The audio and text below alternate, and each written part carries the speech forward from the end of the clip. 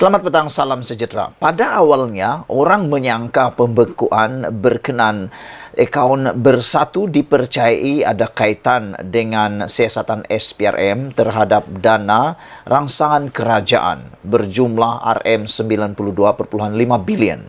Tapi saudara-saudara, semuanya itu akhirnya lenyap daripada sangkaan apabila ada satu sumber daripada SPRM mengatakan bahawa beliau yang enggan dikenali mengatakan bahawa pembekuan yang dibuat SPRM itu sebenarnya bagi menyiasat dakwaan bahawa bersatu menerima sumbangan daripada kira-kira 10 kontraktor yang mendapat pelbagai projek semasa parti itu menjadi kerajaan. Sumber itu juga berkata bahawa jumlah sumbangan itu disyaki berjumlah lebih daripada 300 juta. Tambah sumber itu lagi, baki dalam 2 akaun bank bersatu ketika ini adalah sekitar 40 juta. Pendedahan daripada sumber SPRM yang enggan dikenali ini amat mengejutkan kita. Kerana pada asalnya, kita menyangkakan bahawa pembekuan akaun bersatu kita sangka kerana adanya kaitan dengan siasatan SPRM terhadap dana rangsangan kerajaan berjumlah 92.5 bilion yang digunakan semasa pandemik COVID-19 dan disangka dan didakwa diselewengkan. Namun demikian sumber ini jelas mengatakan bahawa sumber yang tidak enggan dikenali ini daripada SPRM mengatakan bahawa pembekuan dibuat bagi menyiasat dakwaan bersatu menerima sumbangan daripada kira-kira 10 kontraktor yang mendapat pelbagai projek semasa parti itu menjadi kerajaan. Sumber itu juga berkata jumlah sumbangan itu disyaki berjumlah lebih daripada 300 juta. Maafkan saya, bukan 30 juta tetapi lebih daripada 300 juta. Saudara-saudara sekalian, apa yang mengejutkan kita ialah akaun parti ini telah disahkan oleh Azam Baki, Ketua Pesuruhjaya SPRM, bahawa akaun parti bersatu berkenan dibekukan oleh pihak berkuasa sejak 2 minggu lalu bagi memudahkan siasatan yang dibuat mengikut Akta Pencegahan Pengubahan Wang Haram dan Pencegahan Pembiayaan Keganasan. Oleh sebab itulah kita menulis dan kita memberikan tajuk kepada konten kali ini, akaun bersatu dibekukan kerana disyaki wang datang daripada aktiviti haram. Kerana ianya telah pun disiasat mengikut Akta Pencegahan Pengubahan Wang Haram dan Pencegahan Pembiayaan Keganasan. Saudara ikuti terus ulasan ini, semoga apapun yang berlaku kebenaran tetap terungkai akhirnya. Semoga apa yang berlaku ini dapat merungkai kebenaran. Sama ada bersatu berada di pihak yang benar maupun siapa yang benar, kita akan ketahui selepas ini. Ikuti terus ulasan selepas ini. Anda masih ingat Parti UMNO pernah dibekukan akaun mereka gara-gara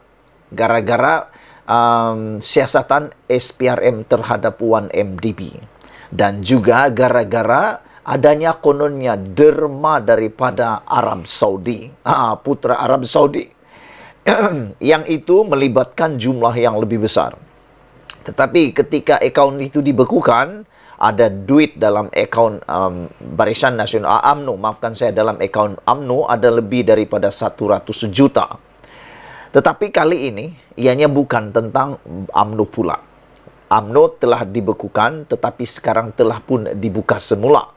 Sekarang ini pula giliran Parti Bersatu dibekukan akaun kerana adanya dakwaan derma RM 300 juta. Yang menjadi persoalan ialah dari mana derma 300 juta ni? Takkanlah daripada putra Arab lagi kan? Takkanlah kali ini pula giliran Arab lagi? Ini memang lucu lah.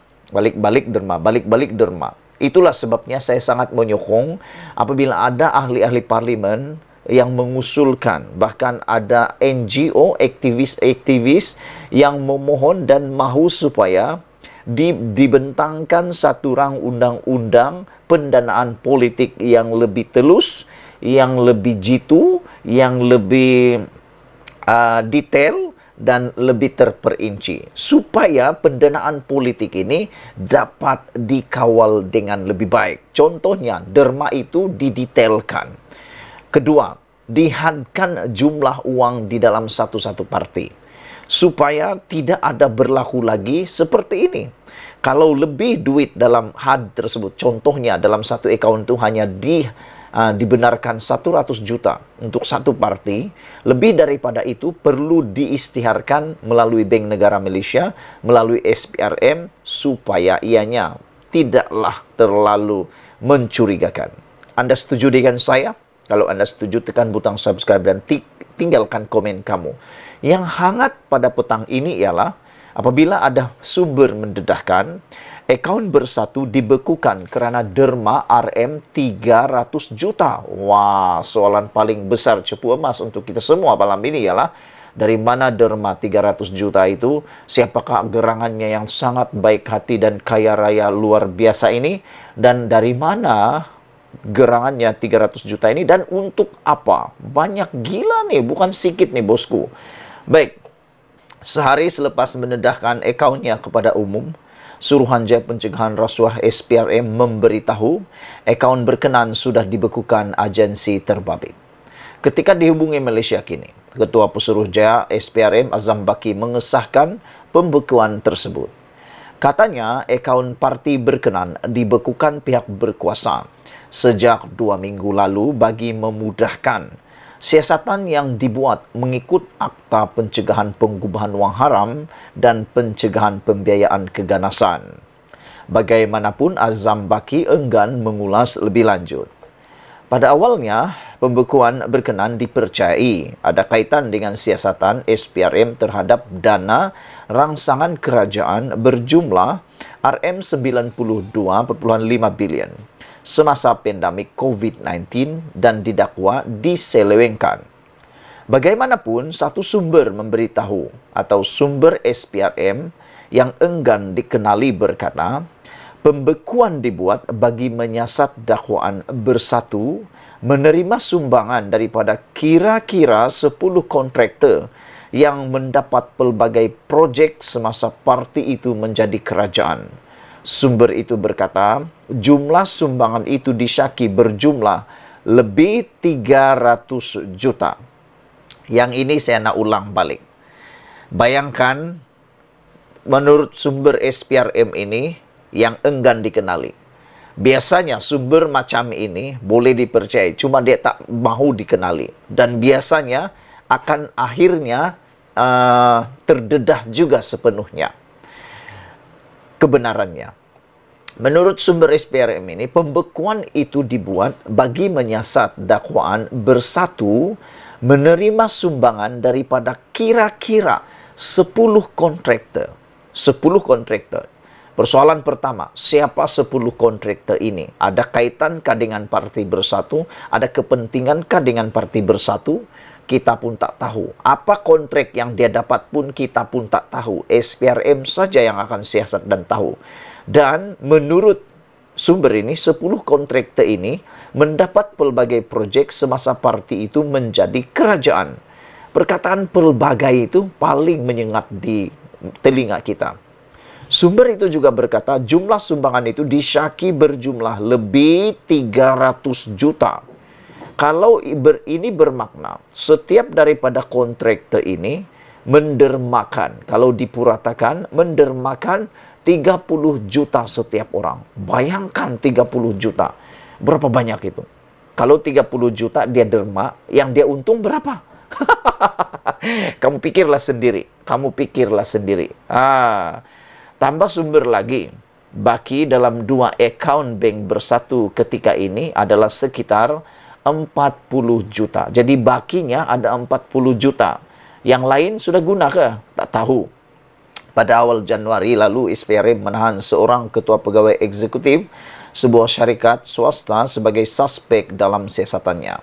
Ketua Pegawai Eksekutif itu disyaki menjadi orang tengah dalam pengagihan projek kerajaan di bawah pakej rangsangan ekonomi antara 2020 dan 2022.